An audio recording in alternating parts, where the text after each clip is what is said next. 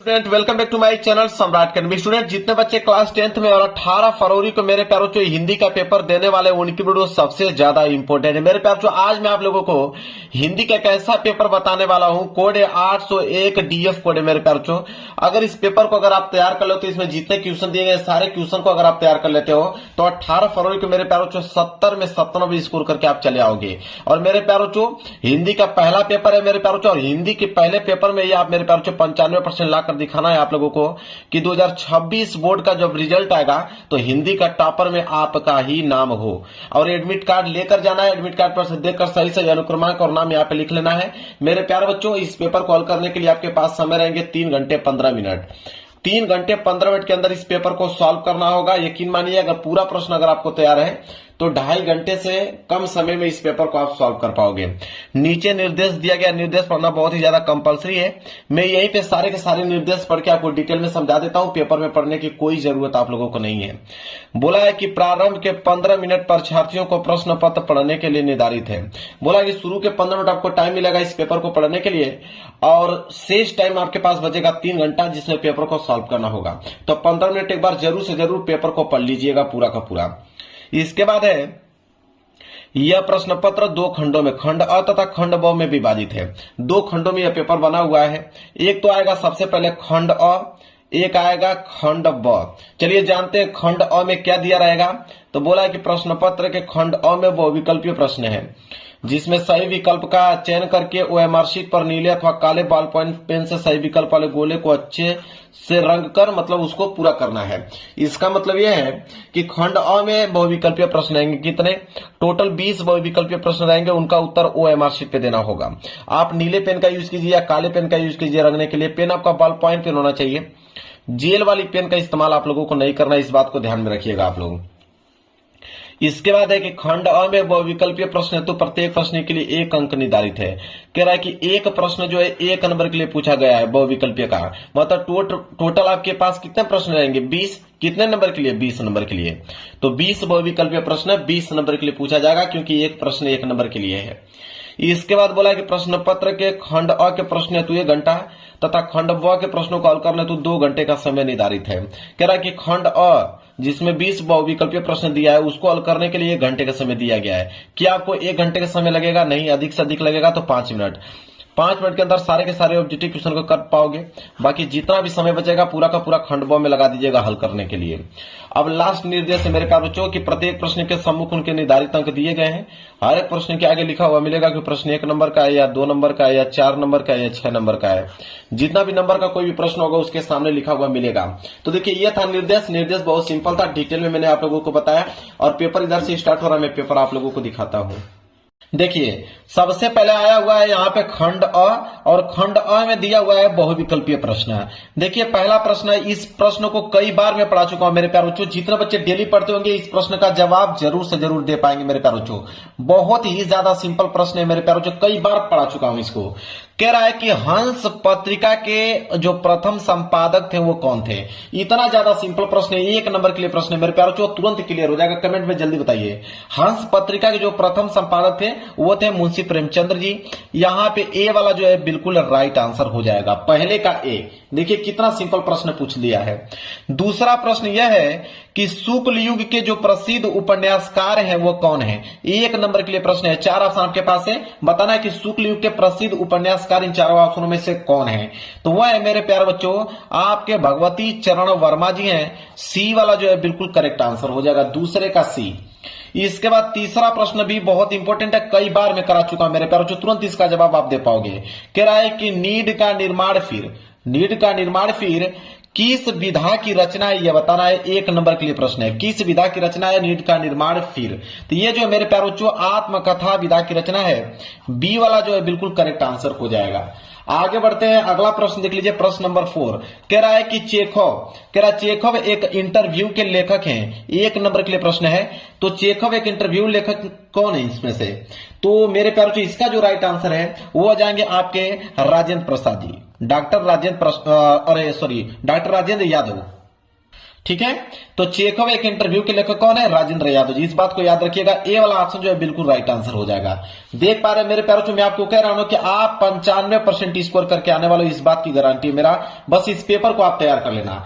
पांचवा प्रश्न है, इस प्रश्न को तो मैं कई बार पढ़ाया हूं, ट्रिपल स्टार बना लीजिए। कई बार पढ़ाया हूं मेरे प्यारों कि ध्रुव स्वामिनी नाटक के जो रचनाकार है वो कौन है? 1 नंबर के लिए प्रश्न है। तो ध्रुव स्वामिनी नाटक के जो नाटककार है वो कौन है? जल्दी से कमेंट करके बताइए मेरे प्यारों।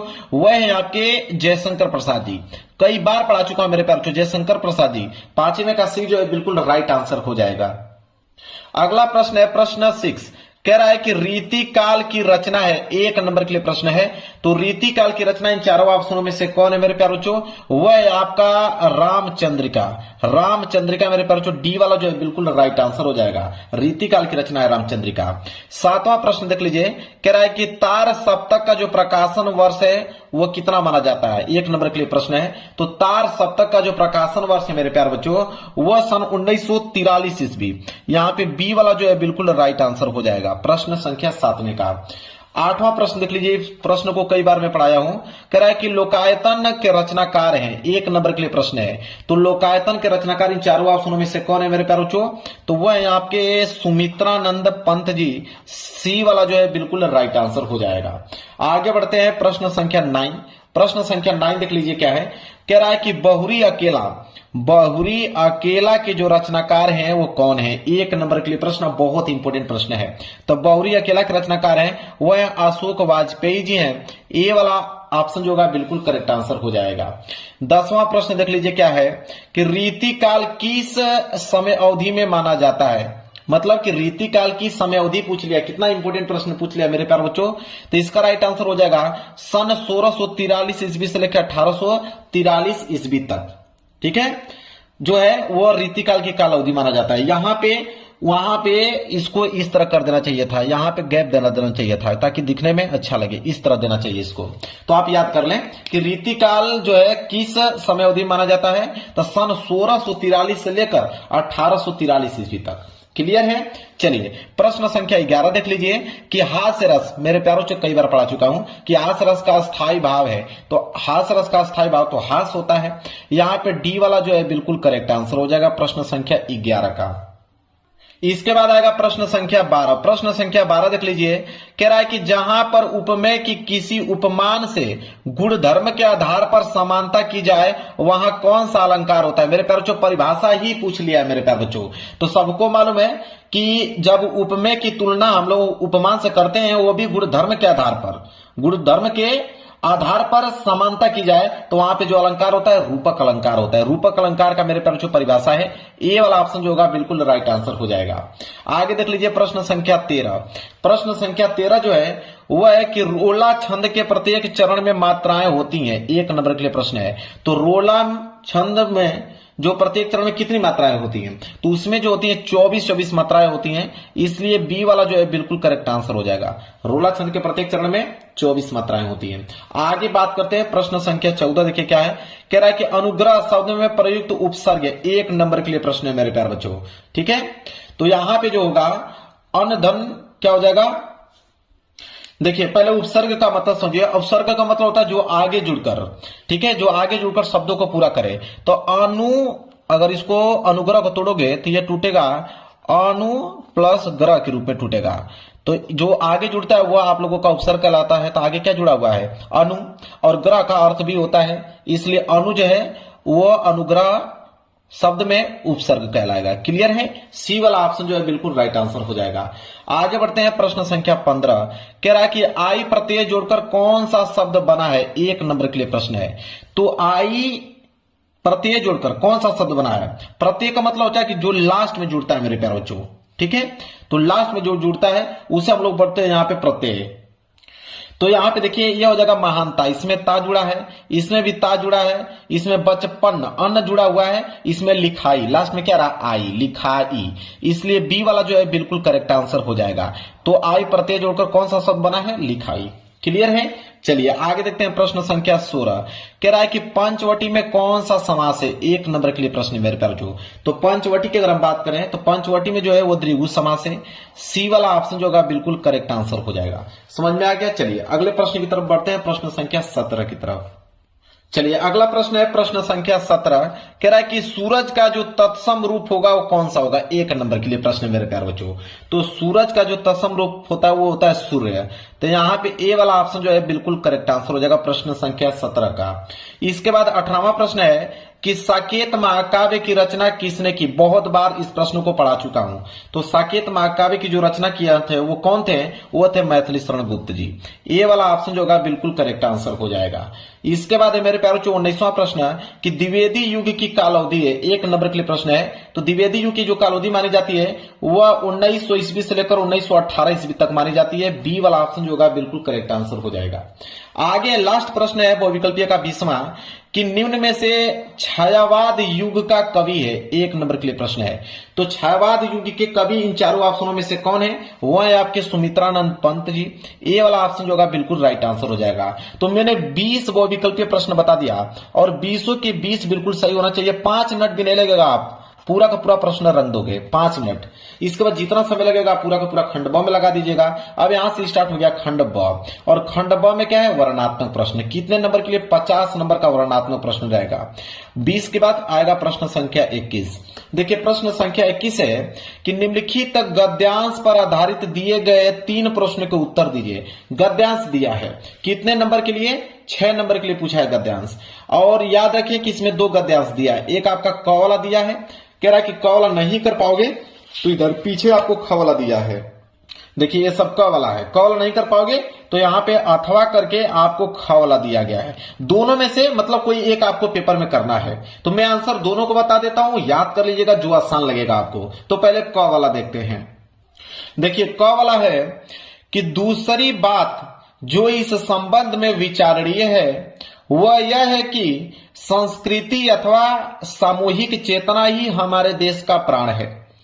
इसी नैतिक चेतना के सूत्र से हमारे नगर और ग्राम, हमारे प्रदेश और संप्रदाय, हमारे विभिन्न वर्ग और जातियां आपस में बंधी हुई हैं, जहां उनमें और सब तरह की पहचान विभिन्नताएं हैं, वहां उन सब में यह एकता है।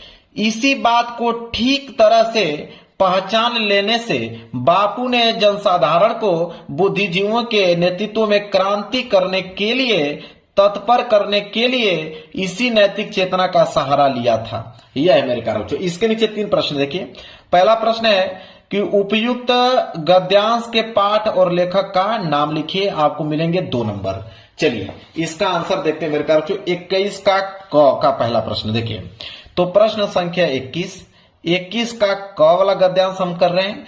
क में भी हम लोग पहला प्रश्न देख रहे हैं, संदर्भ देख रहे हैं। चलिए संदर्भ नोट कीजिए, क्योंकि संदर्भ में ही हम लोग पाठ और लेखक का नाम बताते हैं।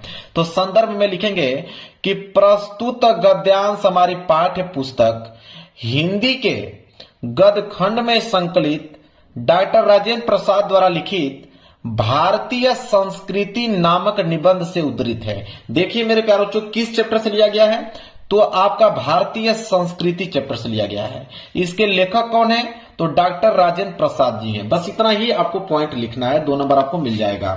दूसरा प्रश्न है कि गद्यांश के रेखांकित अंश की व्याख्या कीजिए, 2 नंबर मिलेगा। जहां तक अंडरलाइन किया गया, तो अंडरलाइन यहां तक किया गया है। यहां से स्टार्ट में दिखाता हूं आप लोगों को।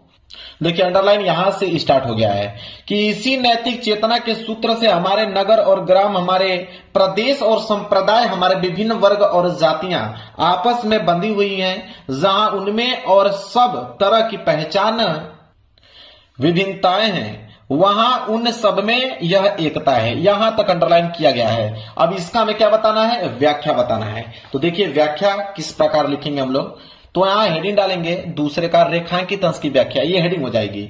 फिर लिखिएगा कि डॉक्टर राजेंद्र प्रसाद जी कहते हैं कि हमें सर्वप्रथम वैज्ञानिक और औद्योगिक विकास के अनुचित परिणामों को ध्यान में रखना चाहिए।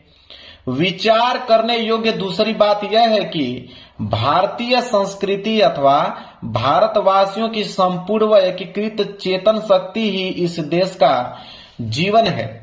बिना इसके देश का जीवन ही संभव नहीं है।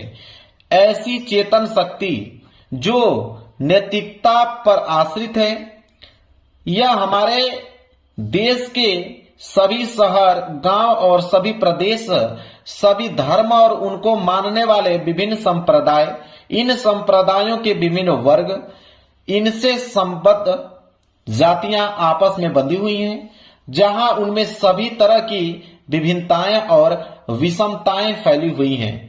वहीं उन सब में एक एकता है जिसे ध्यान से देखने, समझने और पहचानने की आवश्यकता है। मेरे प्यार बच्चों, एक एक वर्ड जहां तक अंडरलाइन किया गया था उसका मैंने डिटेल में व्याख्या कर दिया हूं, आप इसको पढ़कर याद कर सकते हैं। क्लियर है? इसके बाद एक प्रश्न और बचा है यहां पे, तीसरा प्रश्न कि बापू ने क्रांति करने के लिए किसका सहारा लिया था। 2 नंबर इस पे भी मिलेगा। तो देखिए इसका आंसर हम लोग लिखेंगे यहां पे कि क्रांति के लिए बापू ने सामान्य जनता को बुद्धिजीवियों के नेतृत्व में क्रांति करने के लिए तैयार किया था और गद्यांश के रेखांकित अंश में उल्लिखित नैतिक चेतना का सहारा लिया था। क्लियर है? 2 नंबर यहां से। तो मैंने तीनों प्रश्नों का उत्तर दे दिया। अगर ये प्रश्न आपको डिफिकल्ट लग रहे हैं तो इसको मत कीजिएगा, आप ये अथवा करके जो ख वाला है इसको कर लीजिएगा। ख वाला है कि मैं ब्राह्मणी हूं, मुझे तो अपने धर्म अतिथि देव की उपासना का पालन करना चाहिए, परंतु यहां नहीं सब विधर्मी दया के पात्र नहीं, परंतु यह दया तो नहीं कर्तव्य करना है। तब मुगल अपनी तलवार टेककर उठ खड़ा हुआ। ममता ने कहा, क्या आश्चर्य है कि तुम छल करो, ठहरो, छल नहीं, तब नहीं स्त्री जाता हूं। तैमूर का वंशधर स्त्री से छल करेगा, जाता हूं, भाग्य का खेल है। यहां तक मेरे प्यारे बच्चों है। इसके नीचे भी 3 ही प्रश्न है क्योंकि 6 नंबर मिलेगा 2 नंबर के हिसाब से। पहला प्रश्न है कि उपयुक्त गद्यांश के पाठ और लेखक का नाम लिखिए। 2 नंबर मतलब संदर्भ लिखने की बात कर रहा है यहां पे। ठीक है, चलिए देखते हैं ख वाला। ख का हम देखेंगे यहां पे संदर्भ। ठीक है, पहला वाला प्रश्न कह रहा है कि प्रस्तुत गद अवतरण हमारी पाठ्य पुस्तक हिंदी के गद खंड में संकलित ममता नामक कहानी से उद्धृत है और इसके लेखक जो हैं वो छायावादी युग के प्रवर्तक श्री जयशंकर प्रसाद जी हैं। कहने का मतलब है कि जयशंकर प्रसाद जी इसको लिखे हुए हैं और ममता नामक कहानी से लिया गया है यह गद्यांश। क्लियर है? मतलब ममता चैप्टर से और इसके लेखक जयशंकर प्रसाद। इतना चीज आपको क्लियर हो गया।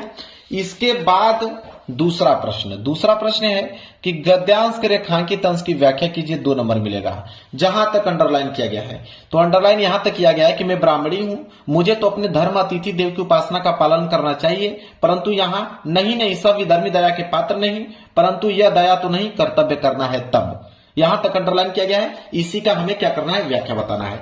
चलिए देखिए इसका व्याख्या लिखेंगे। आप हेडिंग डाल लीजिएगा रेखांकित अंश की व्याख्या, ये हेडिंग हो जाएगा। फिर लिखिएगा कि ममता अपने मन में सोचती है कि मैं तो ब्राह्मणी हूं और सच्चा ब्राह्मण कभी अपने धर्म से विमुख नहीं होता, मुझे भी अपने अतिथि धर्म का पालन करना चाहिए और इसको विश्राम करने की आज्ञा दे देनी चाहिए।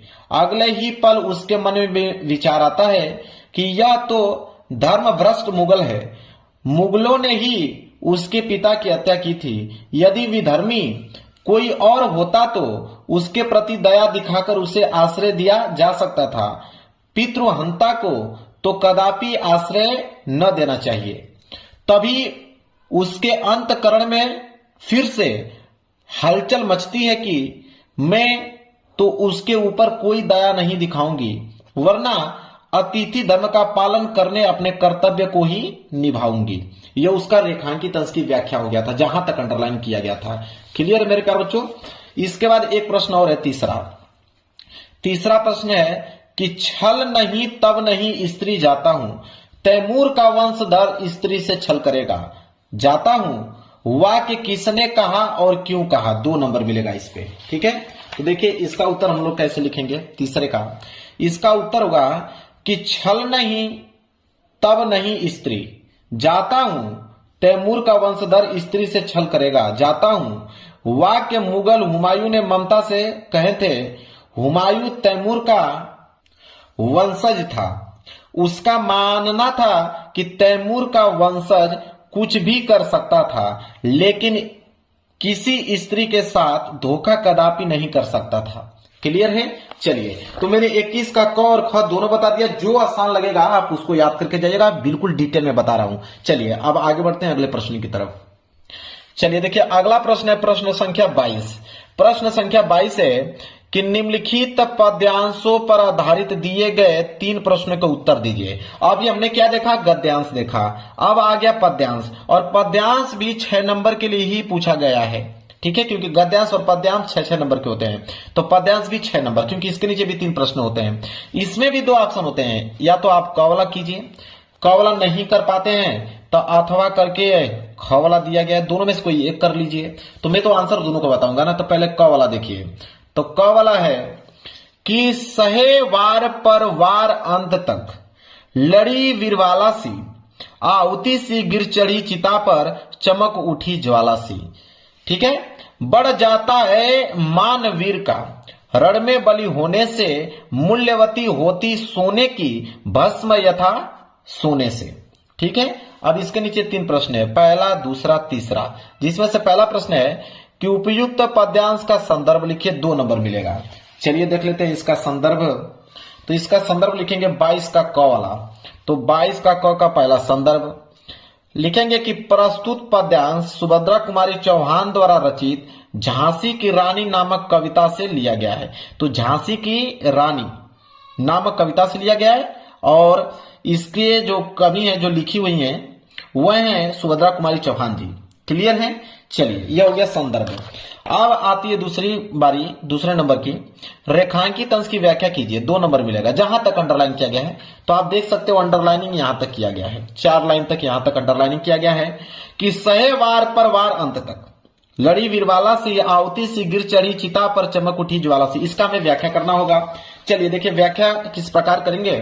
तो दूसरा लिखेंगे रेखांकित अंश की व्याख्या, हेडिंग हो जाएगी। लिखिएगा कि रानी लक्ष्मीबाई ने दुश्मनों के लगातार और भीषण हमलों को अंत तक झेला, ठीक वैसे ही जैसे कोई वीर अन्य वाला के रणभूमि में बहादुरी से लड़ती है। उन्होंने अपनी देह का बलिदान एक पवित्र हवन यज्ञ की आहुति की तरह दिया, और चिता की अग्नि में भस्म होने के बाद भी उनकी आत्मा, उनका यश और उनकी वीरता एक प्रचंड ज्वाला की तरह चमक उठी। क्लियर है? यह हो गया रेखांकित अंश की व्याख्या। इसके बाद मेरे प्यारे बच्चों, यहाँ पे तीसरा प्रश्न है, उपयुक्त पद्यांश में किसकी वीरता का वर्णन किया गया? 2 नंबर मिलेगा इस प्रश्न पे।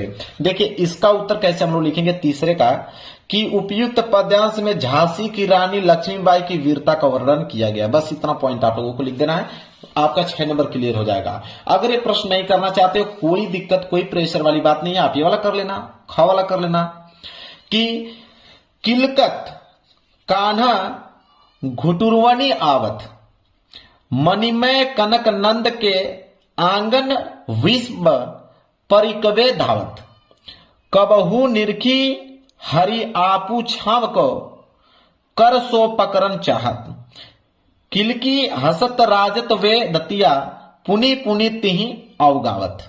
ठीक है, कनक भूमि पर कर पग छाया, यह उपमा इक रजती, करी करी प्रतिपद प्रतिमणि वसुधा, कमल बैठकी साजती, बाल दशा सुख निरखी जसोधा, पुनि पुनि नंद बुलावती। बहुत इंपॉर्टेंट मेरे प्यारे बच्चों। ठीक है, यहां तक दिया है, और इसके नीचे 3 प्रश्न में दिखाता हूं। ठीक है, देखिए एक लाइन और है उसके नीचे कि आचरा तर ले ढाकी, सूर के प्रभु को दूध पियावती। ठीक है, अब 3 प्रश्न है। पहला है कि उपयुक्त पद्यांश का आप संदर्भ लिखिए, 2 नंबर मिलेगा। तो चलिए देख लेते हैं इसका। देखिए अथवा करके दिया ना यहाँ पे ख वाला, ख का पहला प्रश्न संदर्भ लिखेंगे कि प्रस्तुत पद्यांश हमारी पाठ्य पुस्तक के काव्य खंड में संकलित पद शीर्षक से उद्धृत है, और यह महाकवि सूरदास जी द्वारा रचित सूरसागर महाकाव्य से लिया गया है। सूरसागर महाकाव्य से लिया गया है। क्लियर है? चलिए इसके बाद रेखांकित अंश की व्याख्या कीजिए, 2 नंबर। जहां तक अंडरलाइन किया गया था उसका व्याख्या बताना है। चलिए उसका आंसर नोट कीजिए। व्याख्या रेखांकित अंश का लिखेंगे कि कवि सूरदास जी श्री कृष्ण की बाल मनोवृत्तियों का वर्णन करते हुए कहते हैं कि बालक कृष्ण किलकारी मारते हुए घुटनों के बल चल रहे हैं। नंद द्वारा बनाए मड़ियों से युक्त आंगन में श्री कृष्ण अपनी परछाई देख उसे पकड़ने के लिए दौड़ने लगते हैं, तो कभी अपनी परछाई देखकर हंसने लगते हैं और कभी उसे पकड़ना चाहते हैं। जब श्री कृष्ण किलकारी मारते हुए हंसते हैं तो उनके आगे के दो दांत बार बार दिखाई देने लगते हैं, जो अत्यंत सुशोभित लग रहे हैं। क्लियर है? यह हो गया उस रेखांकित अंश की व्याख्या। और ये तीसरा प्रश्न है, उपयुक्त पद्यांश में किसकी बाल क्रीड़ाओं का कवि ने वर्णन किया है? 2 नंबर इस पे मिलेगा। तो इसका आंसर लिखेंगे तीसरे का कि उपयुक्त पद्यांश में कवि ने श्री कृष्ण की बाल क्रीड़ाओं का वर्णन किया है।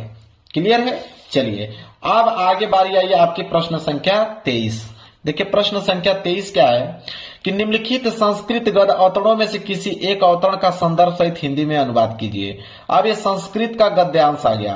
संस्कृत का गद्यांश 5 नंबर के लिए, 3 नंबर मिलता है हिंदी अनुवाद पर और 2 नंबर मिलता है इसके संदर्भ पर, तब जाके 5 नंबर मिलता है। इसमें भी 2 ऑप्शन है, एक क वाला है, क वाला नहीं कर पाओगे कोई दिक्कत नहीं है, अथवा करके नीचे आपका ख वाला दिया गया, दोनों में से कोई एक करना है। आंसर में दोनों को बताऊंगा, पहले मैं क वाला का आंसर बताता हूं। यहां तक है, यह है आपका संस्कृत का गद्यांश और इसका हमें संदर्भ सहित हिंदी में अनुवाद करना होगा।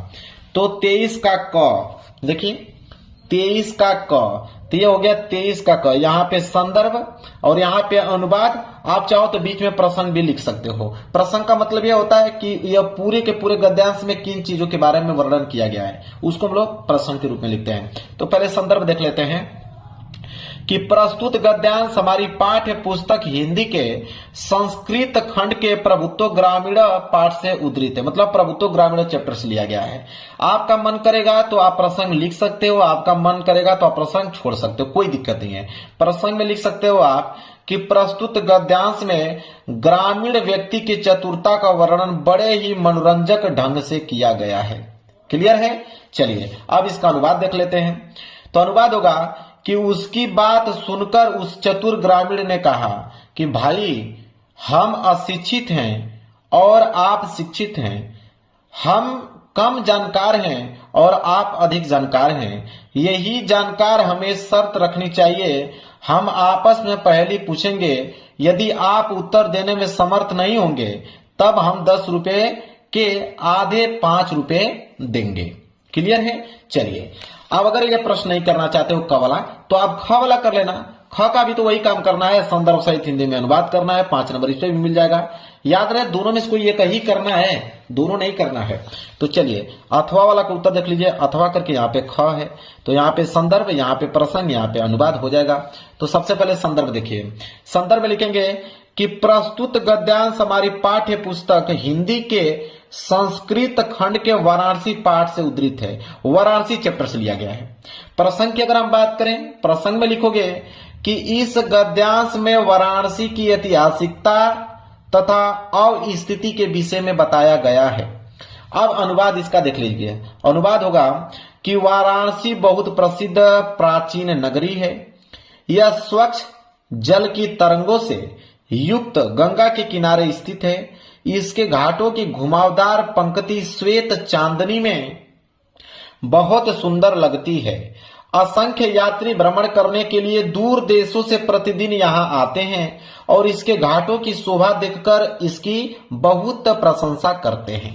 क्लियर है? इसका अनुवाद हो गया। तो मैंने यहाँ पे क और ख दोनों का मैंने संदर्भ सहित हिंदी में अनुवाद बता दिया। जो आसान लोग होगा उसको याद करके जाइएगा, 5 नंबर लेकर आइएगा। अब अगले प्रश्न की तरफ, प्रश्न संख्या 24 कह रहा है कि निम्नलिखित संस्कृत पद्यांशों में से किसी एक पद्यांश का संदर्भ सहित हिंदी में अनुवाद कीजिए। अभी हमने ऊपर देखा संस्कृत का गद्यांश, ये आ गया संस्कृत का पद्यांश, और संस्कृत का पद्यांश भी 5 नंबर के लिए ही है। 3 नंबर हिंदी अनुवाद पर, 2 नंबर संदर्भ पर मिलता है। इसमें भी 2 ऑप्शन है, एक क वाला है, क वाला नहीं कर पाओगे तो अथवा करके ख वाला है। तो पहले क वाला देख लो, यहां तक है आपका 2 लाइन सिर्फ क वाला है। इसका आपको संदर्भ सहित हिंदी में अनुवाद करना होगा। आपका मन करेगा तो प्रसंग लिख दीजिएगा, नहीं मन करेगा तो छोड़ दीजिएगा। तो देखिए प्रश्न संख्या 24 का क, तो देखिए 24 का क संदर्भ लिखिए कि प्रस्तुत श्लोक हमारी पाठ्य पुस्तक हिंदी के संस्कृत खंड के वीरा वीरेन पूजते पाठ से अवतरित है। मतलब वीरा वीरेन पूजते नामक पाठ से लिया गया है। प्रसंग आपका मन करेगा तो लिख दीजिएगा कि प्रस्तुत श्लोक में भारत की अवस्थिति पर प्रकाश डाला गया है।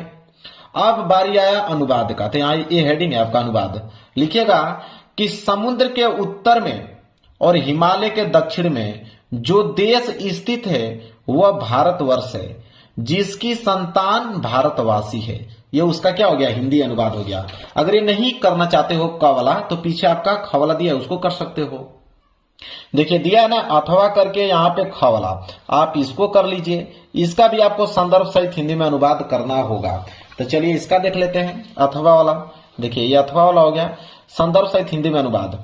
तो यहाँ पे ये हो गया इसका संदर्भ, ये हो गया अनुवाद। तो संदर्भ लिखिए कि प्रस्तुत श्लोक हमारी पाठ्य पुस्तक के संस्कृत भाग के जीवन सूत्राणु नामक पाठ से अवतरित है। मतलब जीवन सूत्राणी चैप्टर से लिया गया है। इतना चीज क्लियर हो गया। हिंदी अनुवाद की अगर हम बात करें तो हिंदी अनुवाद होगा कि माता पृथ्वी से भी अधिक भारी है, पिता जो होता है आकाश से भी अधिक ऊंचा है, मन वायु से भी अधिक शीघ्र चलने वाला है, तिनकों से भी बहुत अधिक जो है वो चिंता है। क्लियर है, समझ में आ गया आप लोगों को। चलिए तो मैंने दोनों बता दिया, क और ख दोनों, जो आपको मन करेगा उसको याद करके जाइएगा। अब आ गया प्रश्न संख्या 25। प्रश्न संख्या 25 है कि स्वपठित खंड काव्य के आधार पर निम्नलिखित प्रश्नों में से किसी एक प्रश्न का उत्तर दीजिए।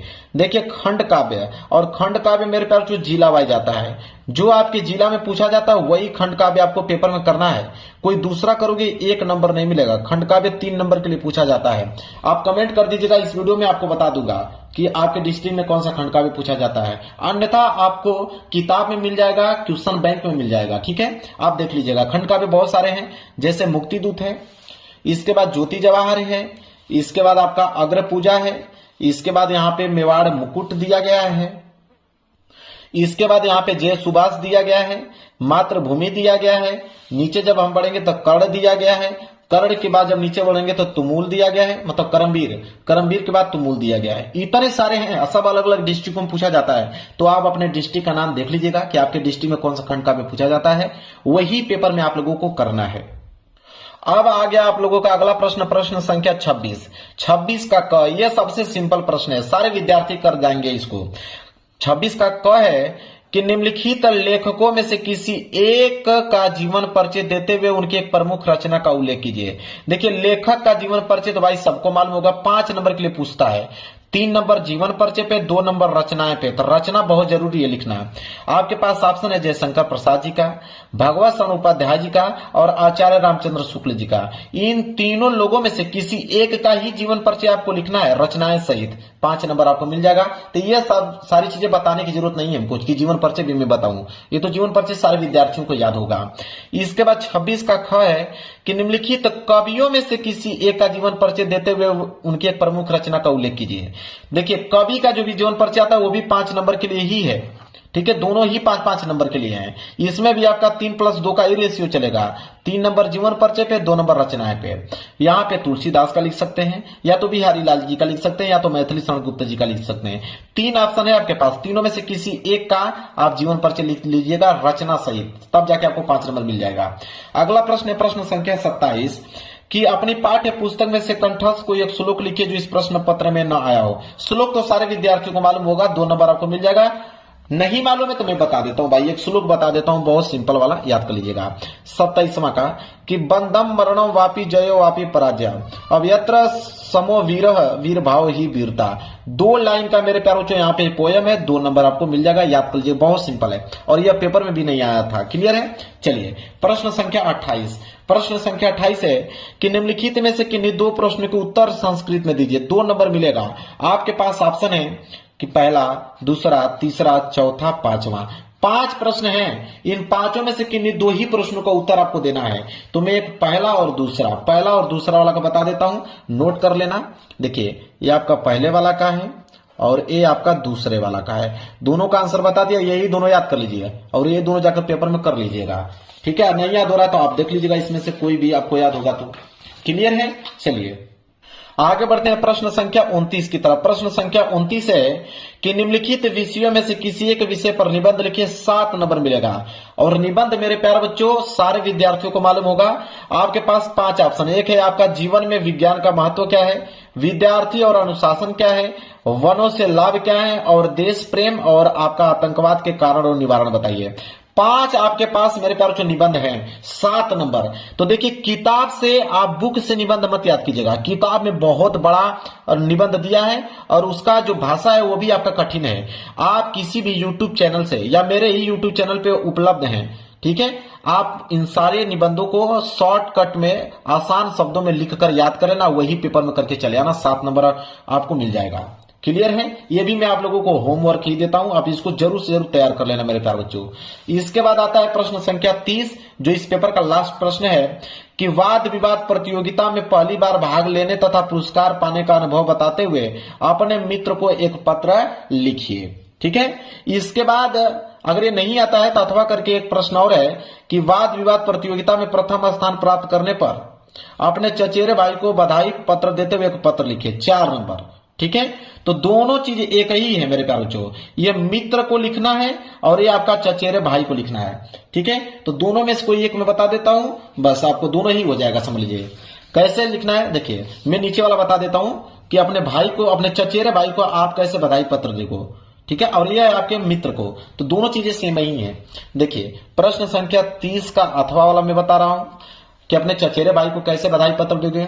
सबसे पहले आप एड्रेस लिखोगे, सुंदरनगर अमेठी, एड्रेस लिख दोगे। इसके बाद लिखोगे प्रिय छोटे भाई अनुज, जो भी नाम होगा, आयुष्मान भव। इसके बाद लिखना प्रारंभ करोगे, बहुत बहुत बधाई हो, सुना है कि तुमने विद्यालय की वाद विवाद प्रतियोगिता में प्रथम स्थान प्राप्त किया है। इस उपलब्धि पर मुझे बहुत गर्व हो रहा है। तुम्हारी कड़ी मेहनत और लगन रंग लाई है। मुझे पूरा विश्वास था कि तुम अपने ज्ञान और बोलने की कला से सबको प्रभावित करोगे। आशा है कि भविष्य में भी इसी तरह मेहनत करते रहोगे और नए नए मुकाम हासिल करोगे। मैं तुम्हारी हर सफलता की कामना करता हूँ। खुश रहो और आगे बढ़ते रहो। और यहाँ पे लिख लेना तुम्हारा बड़ा भाई, यहाँ पे अपना नाम नहीं लिखना होता है, आप क ख ग घ लिख सकते हो या XYZ लिख सकते हो, नाम मेंशन नहीं करना होता, इस बात को याद रखें। क्लियर है? अब मेरे प्यारों से सोल्यूशन भी कंप्लीट हो गया, साथ ही साथ ये पेपर भी कंप्लीट हो गया। अगर आपको 18 फरवरी को मेरे प्यार बच्चों 70 में 70 नंबर चाहिए, इस पेपर को आपको पहले तैयार करना पड़ेगा। इस बात को आप अच्छे तरीके से नोट कर लीजिए। वीडियो पसंद आई होगी तो वीडियो को लाइक कर देना, चैनल पर नए हो तो चैनल को जरूर सब्सक्राइब कर लेना। मिलेंगे एक प्यार से नेक्स्ट वीडियो में, तब तक के लिए धन्यवाद।